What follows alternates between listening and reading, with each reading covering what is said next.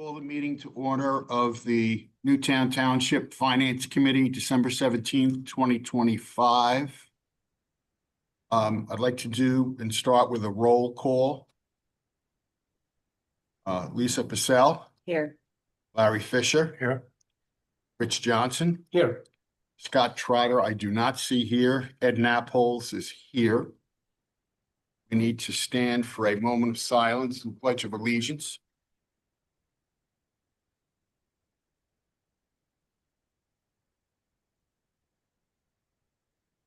Pledge allegiance to the flag, United States of America, to the republic for which it stands, a nation under God, indivisible, with liberty and justice.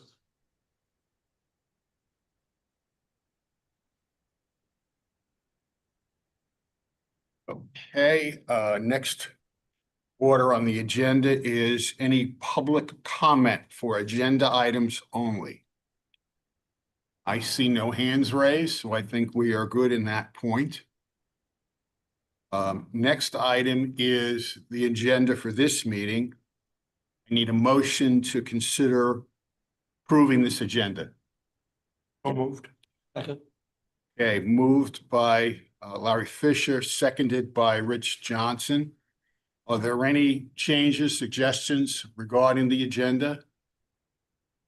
I hear none. Motion to approve. Approve?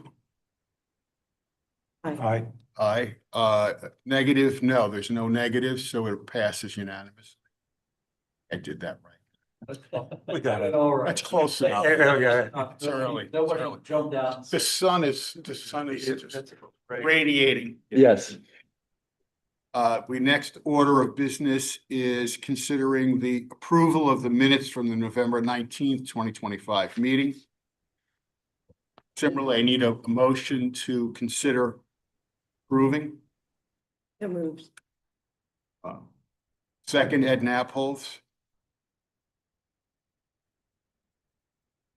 Motion was approved by Lisa Purcell and approved by Ed Naples.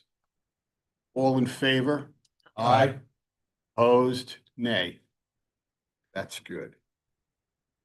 Are you voting no, or are you just, were you just Oh, saying? I apologize. I just want to make sure That's close. That wasn't gay, but, well, you can see I'm on fumes. I have a long story. I had a tough day yesterday. I thought you were approving it, but I just wanted to verify. I'm down a pint of blood. Well, we probably shouldn't be laughing about that, but. I'm sorry, gang. No problem. I just wanted to verify for the record. Yeah. Down a pint. Okay, next order on the agenda is reports, any updates from the township staff? Want to do a quick overview? Yes, just a quick overview. We're in the midst of finalizing November data. We have some information through modified through the end of October, and we are at 94% of total revenues collected through the first 10 months. Thank you, Steve. I always forget to do that. I'm color challenged. I didn't know it was on or not. So how about that? Anyway, testing, just kidding. Okay. Anyway, the our biggest as expected, our biggest revenue pieces, real estate taxes were closing in after 10 months at 98%, which is pretty close to where we end up typically. We budget project 99% being collected, which is amazing, which then leaves us with and Marie's very good. I make a little side later. She's very good at post December collections for the year. So it's not unheard of that we're at 98, 99 plus situation. So we're in line there. We did eclipse the because we have some I know some November collections on real estate tax transfers. We eclipsed the budgeted amount of $888,000. So So the transfer tax came in higher than what we It did, budgeted? it did, because I have a deposit the deposit that came in, and then I have a small one that's going in that all has to do with, the current year. So Got when it. we look at the numbers at the end of the year, they'll be beyond that, so. Quite happy about that. Other than that, we've got everything in that we've got from shared revenue pieces, liquid fuels money, our pension allocations. Do we still get the money that comes in for the, cable? Yes, Franchise fees? Yeah, that's we the do. We do. franchise fee. Yeah. we do. It's about, just a little shy of, it runs right about 80,000 every quarter. Every quarter. Yeah, so both between Comcast and Verizon. I will say that I've noticed the number going down, Well, which is that's what been I've the been deciding projecting. Change there, so. Yeah, I've been kind of projecting that to you and to the board over the last several years. More and more people are Yeah, cutting to- cable and doing other ways, and so we don't get the franchise fee on telephone usage. We only get it when it's related to internet and entertainment Yeah, kind of things, cable things. Yeah. Thanks, Steve. Go ahead. And then, conversely, through the, first 10 months, on an accrual basis, we've got, we're running at like 82% of, year-to-date expenditures. Largest pieces, as anticipated, largest department. The,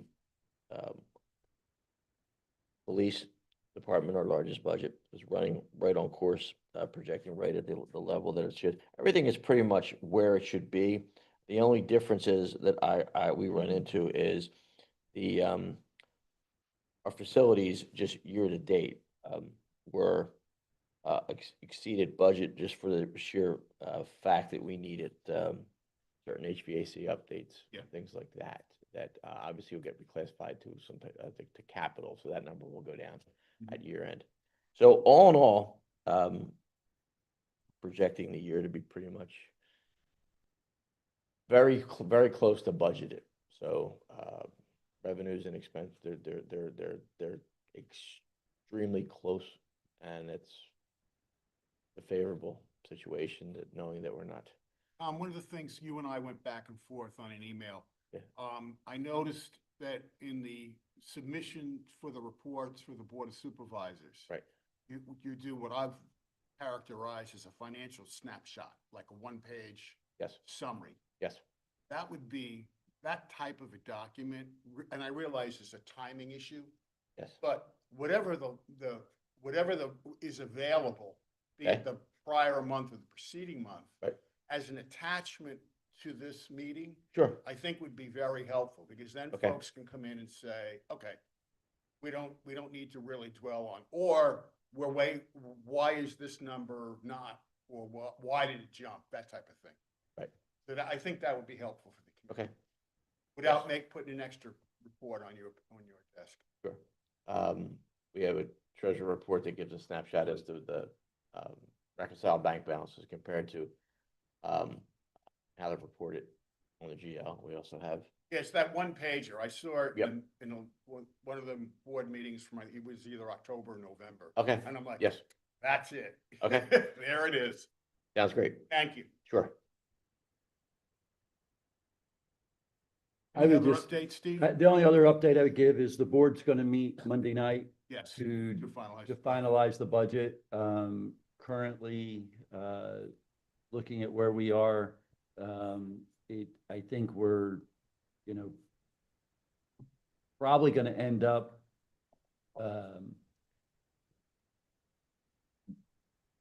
with still having somewhat of a gap. They're probably going to take out the police cars, is what I'm estimating, kind of when I'm talking individually with board members, I'm guessing that that's going to come out with the idea that we would probably just use some fund balance to pay for them during the next year if we had a good year and do kind of like we did this year. They purchased them at the end of the year as the money was doing okay. That being said, I still think we're gonna be looking somewhere around about a $700,000 gap. And so I'm not exactly sure how they intend to close that gap at this point. I don't have a lot of rabbits to pull out of my hat. Right. You done all know, those. Yeah. in that, you know, so of course they can make several choices Right. on how to do that. And so, that's what I anticipate happening on Monday night. So I would just say that I can't give you much of an update there to say, here's where we are and here's where Right. we're headed. The budget is still available for anybody to come in and look at. Will be through Monday night. You know, so if anybody wants to, not only from here, but from the public wants to come in, I'm kind of saying this more for the public. I think you guys already know it's available, and it's also online. I know you've talked in the past, Steve, about any large-scale development projects. Has anything new or come to the surface in the last month? I don't think anything new in the last month. They did approve the 12-lot subdivision over on Gradyville. So Yeah. that's definitely, you know, that's going to probably move forward. I say that just, but a caveat that the zoning portion of that's actually being appealed by a couple residents that live nearby. Sure. I don't know how long the judge will take to make a decision on that one way or the other. You know, the township's not going to oppose it. So, you know, we'll probably try to work out a deal ahead of time and see what we can get done and move it forward. But that's typically how those things work. So that one is out there. The only other piece that I think there's like a couple small, you know, things that are out there. The board is considering what we're calling a campus boulevard redevelopment overlay, which actually would be a zoning change for Campus Boulevard. Currently, Campus Boulevard is zoned, I think it's SU1. We're going to go in and actually create its own zoning. It's a pretty big it's a big area. I mean, if you look at it on the township map, it's significant, and hopefully allow for kind of more of a mixed use in that area to allow for some potential, a little bit of residential. I say some residential, some potentially, like right now, medical's not allowed in that area. Right, So we would repurpose, allow some medical, potentially what are they called? Just drew a blank. Assisted living, kind of a place.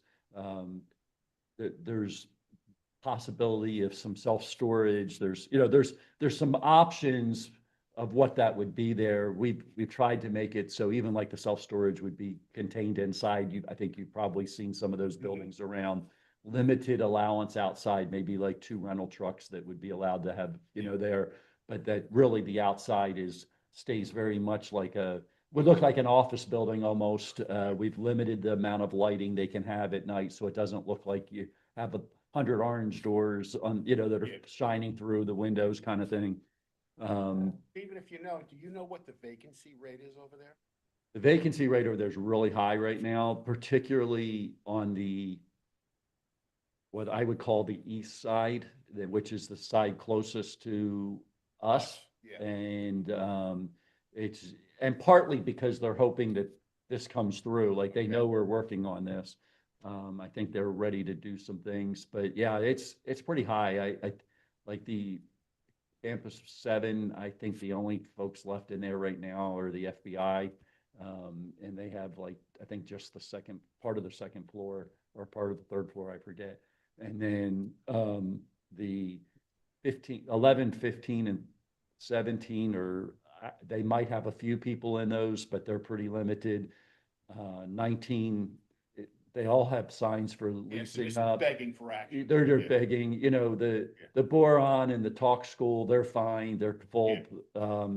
The first building in as you come in is probably 75% full or more. And then, Tracy Mechanical, they have their whole building, but I mean, I've been in there, there's not a lot of folks in there. But I don't think they want to subdivide that. I think they want to keep it as their place. So, even though they have space, I don't know, I would call that vacancy. I would call it just you know, that's their way, that's their plan for using it right now. As it Um, relates to the finance committee, is there anything that you think of that we could help in this regard in terms of that particular initiative? At the moment, I don't know of one right now. As we get done, then maybe it might be as we start talking about what some options are, we could look and see what would, like, what would the long-term approach look like and what we could do maybe as a projection of what potential revenue, you know, sales, sorry, blah, r- r- real estate transfer tax would be a piece that I think we'll be able to estimate from there if they go through with some residential particular. And then the other thing would be, you know, all of those places, I say all of them, most of those places have come in and asked for, or gone before the county as a reassessment, which you understand. I mean, their values have gone down, and so they don't want to be paying taxes on the other. So there should be an impact on real estate taxes at the end of the day, Right, I mean, going back, yeah. recovering Right. as they fill up again. And so that's one of the reasons why we're kind of trying to, you know, look at this as what we don't want is for that area to sit empty. If that area sits empty, there's two things that happens. First of all, obviously real estate taxes go down because people keep going and getting their reassessments in the property. If you can't rent it, On there's its no, way. there's no value, you know, to the property other than it becomes kind of a holding that pattern. But the other piece that happens is that it's hard for them to keep making investment in the property, right? You know, because if they're not having revenue come in, they're probably not making investments in the property itself. And over time, the property starts to deteriorate. You know, if you leave your home and you don't live in it for a year and you just kind of turn everything off and walk away, you come back, it's a very different house a year later than when you left it. And when I say that, it's not better. You know, I mean, you end up with cracks, you end up with all kinds of things that you hadn't really probably thought about. That's why a lot of people, when they go away, leave the area conditioned to some level and things like that. Because there is a real impact of leaving a structure empty. It's designed, when we design houses and we design buildings, they're designed to be used. And there's a, Maintained and all that. they Yeah. breathe and all of that, and people going in and out causes all that to happen and all of that. When that doesn't happen, they start to deteriorate. And Zach here knows, he can tell you on the properties that he gets to go to that, you know, people have left go, you know, and there is an impact over time, and it's not always right away. But the last thing we want to start seeing is boarded up windows and, Oh, you yeah. know, those kind And of that things. attracts. And because it just attracts problems. And so this, to me, makes really good sense. The last thing we want to do is end up having a situation where that just kind of deteriorates over there. And I'd rather be ahead of it while the market's in such a way that there's a potential for us to do things than to be behind it and be behind everybody else who comes in and has done things ahead of us. And then people get to Newtown and go, well, we've already done it over here, you know, like I'd rather be ahead of it in that kind of way. Steve, thank you. Can I shift gears for a second? Go ahead, John. When we were talking about the taxes and past due taxes, I don't think, I was thinking about it this morning. I've been on the finance committee for a long time, or an observer anyway. Have we ever discussed have we ever seen an aging of the tax receivable on a no-name basis? Just a sense for how many residents and how late those are? And have we reviewed the policy on collections? Like what happens when they don't pay? When do we bring in a lawyer? What is our policy on that? So most of that's actually determined by state law. Okay. And so the way this works is during the year in which the tax is issued. And so, you know, we all receive our tax bill Yes, Jack. usually sometime in February or early March. We get that and we get the tax assessment, and, you know, like we said, like Tom said earlier, our normal collections around 99%. that last Which means 1%. how many houses are, or entities are that 1%? That's the type of stuff I'm thinking about. Yeah, it's a pretty small amount and it depends on the evaluation of the tax itself that's not paid. I mean, if you think about it, we have 6,800 or 6,500 parcels or something like that. So if you say 1%, you would say 665 potentially. What I think that number is actually less than that. I think because I think you have some that are larger that make that up. And then we obviously have some smaller ones. I actually had a conversation just yesterday with our tax collector regarding that. We have a handful, and I'm saying a handful, it's not a large number. We have a group of folks who struggle to pay their taxes. I know most people say, how's that possible in Newtown? But we have some, and it's mostly senior adults. Let's put it where it is, mostly senior adults who have lived in their houses a very long time. They're on a Social Security income and they kind of struggle. And then what happens is our tax law does not allow our tax collector to collect a portion of the tax. They have to collect the entire tax. It's a little different than like the school district. I think the school district allows you to pay in 3 installments. You can't do that with your township tax. You have to pay it all at once. And so she can't take a partial payment. And so what happens is it gets turned over to the county in January. Any of that 1% gets turned over to the county in January. They then start the collection process. And typically we turn over about $75,000 roughly is of uncollected, sometimes less. And in any given year, we're collecting somewhere. There was a period of time where the county wasn't very aggressive and we weren't collecting very much of it. And it was going 2 or 3 years to collect. Now they're being more aggressive. And typically we're collecting 50 to 60,000 of that back in the next year. So we're kind of staying on top of it. They will set up a payment plan. The county has the authority to set up a payment plan. We do not. And so that's that piece of the challenge. So we can't turn it over to an attorney. We can't turn it over to somebody to do the collections other than the county. And the county will do that if it goes unpaid for a period of time and they're not making any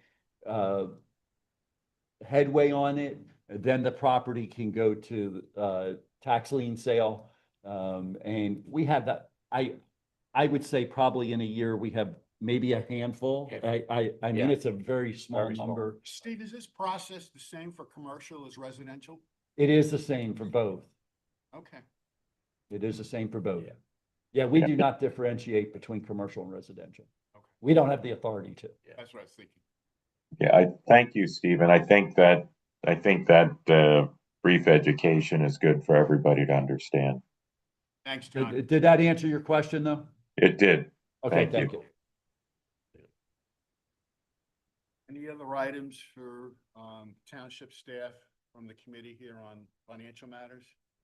I would just say, just looking at interest rate reductions and seeing if it would make sense to reassess debt in that way, because I'm not sure what our interest rates are right now, but Are we talking about borrowings? Yeah. Yeah, so here's what I would tell you from the township side. We have, is it 3 notes at this point? 3 notes left. Yeah, we have 3 notes that are outstanding. One of those is on the fire truck and it's less than 1%. I don't think we're going to touch that.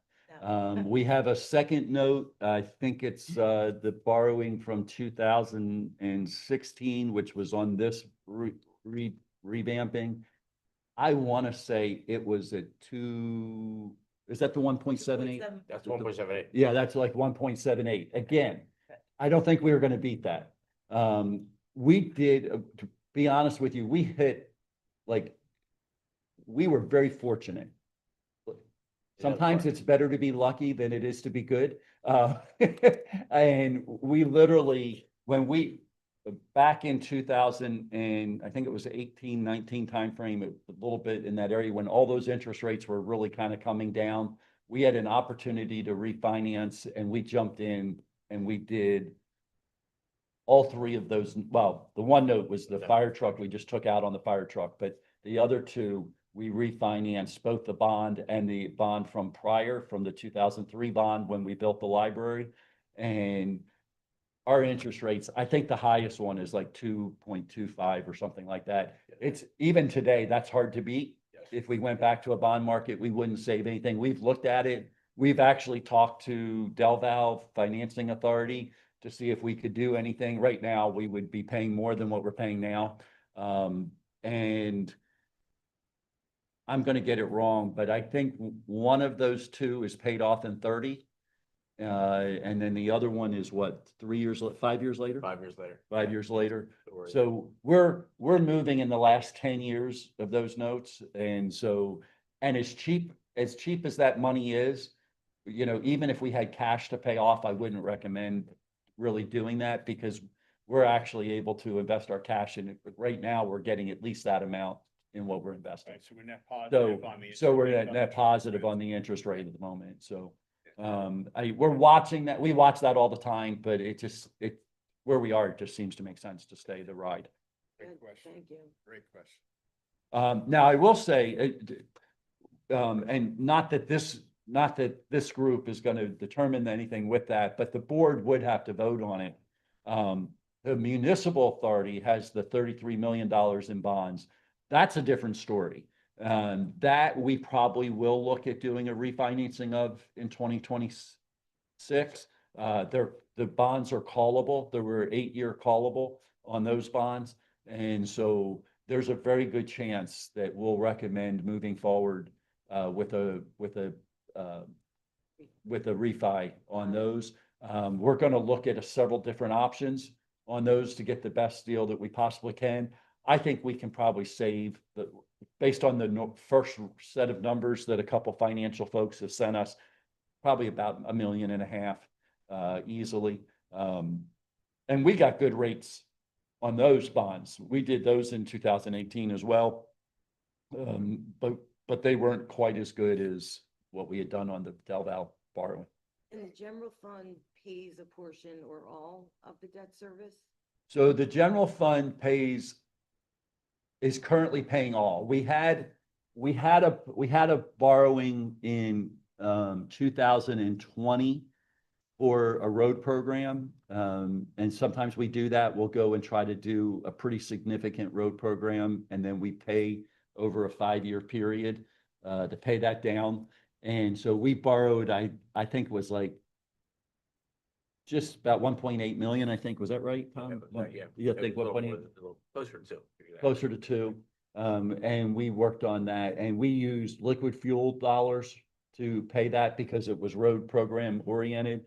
The first 2 years, I think we paid out of the general fund, and the last 3 we paid out of liquid fuels.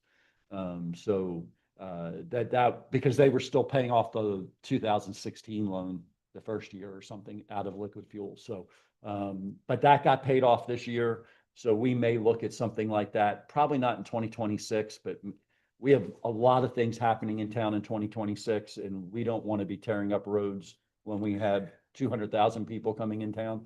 And so we're going to hold off doing much of it. We may do some small program, but we're not going to do a real big program. We'll do our next big program probably in 2027 and do it that way. Does that? Yes, Yeah. good, thank you. Anything else? Group? All right, we'll move on to new business, and we'll follow on the email that Denise sent out in terms of the proposed plans for this committee's structure for Yes. 2026. Yeah, so let me just kind of give a really brief, I think actually everybody was here except for you, Ed, and you and I have talked since the meeting that we I'll be had. busy that day. Yeah, you were a little busy that day. So I was tasked with taking a look at our committee structure, trying to come up with something that would be more efficient. One of the complaints that the board was regularly hearing from people on committees where they were feeling like they weren't really providing a value add to the organization. In addition, there was concern that how much staff time was being taken to do certain things related to agendas and all of those kind of things that have to be done for all these committees. And so the decision was for me to take a look at that with the staff and say, what really makes sense? And I ended up working with 2 board members, Leonard and Paul, and we went through and we looked at really every committee we took, pulled and examined it, and said, what was the full value of the committee, and what are we wasting people's time? That was the thing we were concerned about. People love to volunteer and give, but they don't like to have their time wasted. And that makes sense, right? You know, and from a standpoint of staff members, we don't want to waste our time doing that either, you know, so that doesn't make sense. So what we found was there were certain committees that were looking at the same items and they were being passed from committee to committee. And so that was really true with Trails and Greenways. That was true with Shade Tree Commission, the Parks and Rec, and also with EAC. I did bring Rich in, the solicitor, to kind of review the ordinances for particularly Shade Tree and for EAC, and also for Parks and Rec, because they're all by ordinance. And so we looked at those, and it was determined that state law allowed for trees to be under parks if we wanted to do it that way. And so and naturally the trails and greenways, we can put that anywhere the township wanted to put there. That was actually created by resolution. There's no state law guiding that process. And so we said if we could reduce the number of committees, it would reduce staff time some, it would reduce, it would allow people to be more focused. Because like I said, I was going to a committee and we were discussing the same thing in 4 different committees, and we were trying to get through in a month what that topic was, and then we would be back to the next month, and it became a cyclical kind of thing, because this group would make a suggestion, then it would go back to that group, and it was, I mean, sometimes it was taking forever. It felt like government red tape was really getting in the way. And so we said, how could we do that? And so we combined what committees we could, and so everything got kind of moved under parks, shade tree, and trails. And then we then said we were going to move EAC from the night that it met to being on the same night as parks. So something could be on the agenda for EAC and then be on the agenda for parks. And at the end of the night, we'd be done, instead of having it one week, one the next week, one the following week kind of thing. And that's what was happening. And so, so that was part of that. And then they asked me to look at absolutely everything. And they said, can we reduce some of the committee sizes? And so we came back and we reduced some of the committee sizes. This is one of the committees that I looked at. I love meeting with you guys. We love giving you kind of updates, but we don't always have a lot for you to do. And so we said, this committee potentially could go to more of an ad hoc committee. There wouldn't be a set schedule that you would meet necessarily every month, but more of a committee that would meet as we had information to share, as we had things to do to kind of help move things along. Lots of projects could be done behind the scenes. Like there's a lot of work that can be done. You know, we've worked with Lisa on doing some things. All that stuff can still happen. It's just, it didn't make sense to have a meeting that we really basically told you the same information we told you last month, you know, and so we wanted to get to something that made more sense. And so we said, we're going to take, I think what's going to happen, I'm putting together some stuff that's going to be looked at on Monday night, but probably the way this committee is going to operate is that it will be on a kind of as needed basis. And it will be more, we'll probably meet once a quarter is kind of what I'm thinking. But we'll have that, we'll probably move to the 3rd Thursday night, trying to put all the meetings, I'm trying to get all the meetings at the same time, keep the rooms used at the same time. I've got people who come in and do recordings and, it's just easier for us if we get to this consistent pattern of doing that. And so that's what we're looking at doing, That's moving gonna this. be something that'll be finalized at the board meeting, this coming Monday night. It will either be finalized this coming Monday night or January 5th. Got it. And so, depending on and it will, performance. and I'm waiting to figure out how we do that right now. Sure. There are three ordinance changes that have to be made. And so They have to vote. that they're driving the boat.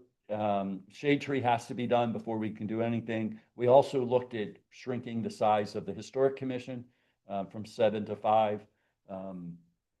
That's an actual, that's a ordinance set by ordinance as well. So that has to be changed by ordinance. This committee and the Trails and Greenways Committee are both by resolution. And so I'm working on those resolutions and trying to get that. So they possibly will at least be on the agenda, whether they vote on them on Monday night. I don't know. They may choose to wait until the 5th because they may say, I don't like the way you wrote that. You need to write it a little differently, and I'll have to do that. Right, given budget on the agenda for Monday night, that's. We have actually budget and a land development. Yeah. Um, So, And so we were here till about 12:20 on December 8th. I'm hoping that we, don't cross over, don't cross over No nights. Skins at midnight now? It was funny because on the 8th, I kind of said, I'm not sure I need to bring my sleeping bag. I just need to bring a change of clothes to be ready to go again in the morning. Because I knew how long that meeting was going to go. But yeah, no, we're in good shape on that. So I think we'll probably be several hours Monday night, but I don't. From our committee's perspective, from our members' perspective, in terms of path forward, what's Yeah. the expectation on us? What do we need to communicate So with you, or how does this? So hopefully my email that Desiree sent out to everybody was clear. If it wasn't, then I'll try to clear that up. I've been trying to do that with some folks. If you want to continue to serve, or if you don't want to continue to serve, we're asking you to respond to the email and let us know one way or the other, just so that we have a clear, we don't want to be guessing that somebody just didn't respond. Yes. And we don't want to be guessing that you do want to or you don't want to. This committee will go to 3 as a standing part of the committee. I didn't explain the other piece of this. One of the other things we're doing is we're trying to build a volunteer team to work behind these committees. And so that the committee meeting itself, I hope, is less time and that there's more things that are happening outside of the committee. People are working on projects and doing things, and potentially with others from the community, not necessarily only with those that are on the board. Because remember, my issue with the Sunshine Act is, particularly if we go to 3, 2 of you can't work together on a project. I have to bring in people from outside to do that. So, it may be that several of you say, I don't need to be on the committee, but I would love to continue to do projects and work on things. And so that's what I would like to do. And get me on the volunteer list, and I'll do anything related to finance, And so we're going to build that. And then hopefully Tom and I will talk and say, we need somebody to look at X. One of the 3 people will take the lead as being kind of like the ongoing chair of that group. And then as they have things to report back, then we'll bring the committee back together, do a vote that has to be done or whatever, put together a presentation that goes to the board or whatever that is, and then move the things forward. But the things can happen in between that time, and we're not, so I see more, I'm hoping more work gets done outside of committees, and the committees come in and kind of just have an agenda, and we go pop, pop, pop, pop, pop, and we get the work, we do that part. Because here's what I know. Work doesn't happen in meetings. Work happens outside of meetings. And so I'm trying to reduce our meeting time and having the work happen in the spot. Because I have people putting their efforts where they want to put them versus sitting inside a meeting where we talk about the same things over and over again. Okay. Thank you, Steve. That was good. So everybody, Anything else? so real quick, everybody needs to respond back to the email one way or the other. Yes, I want to continue Got to it. serve, or no, I don't want to continue to serve. And then the board will then select who the 3 are that are going to do that. I would hope everybody else says we still want to serve and be on the volunteer group, and that we would put, keep moving that forward. Barry, Rich, Lisa, any questions for Steve on this? No. Good. Perfect. And the one last thing that I would just add, these kind of decisions are kind of hard, to be honest with you, because I value our volunteers. I mean, I think our volunteers are key to moving our organization forward. So I hope people understand this wasn't about not valuing volunteers. The whole purpose was to value volunteers and to make sure that we use them wisely. And that sounds terrible when I say use, but but that their time is used wisely, and that when they make an investment, they feel like they're making an investment that matters. And so that's the goal. And so I just wanted to say that. Thanks, Steve. Old And business, Stephen, the auditors will just attend as ex officio or observing members of the committee when it does meet on an ad hoc basis. That's correct. That's Okay. correct. Thank you. down to one chair now. Yeah. And if I could take a moment, John is online. Kathy Wilt is in our, Yes. here today in attendance. Kathy was elected auditor, at the last election. She'll be sworn in on, the 5th of January. And then on the 6th of January, the auditors will meet at 8:30 to reorganize. And so Kathy will be one of our new auditors. We've met with Kathy, I think it was last week, if I remember right. Kind of brought her up to speed on finances in the township and how our structure is set and all of those kind of things. John joined us online. So I'm looking forward to continuing working with our auditors and continuing working with you guys forward as we move finances forward in the township. Good, thank you, John. Sure. Point, Kathy. Old business, I see nothing at this point. Public comment, Kathy, this is your opportunity to chastise us.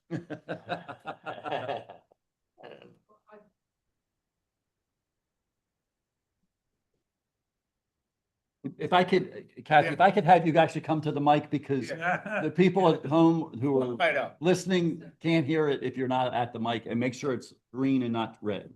Here we go.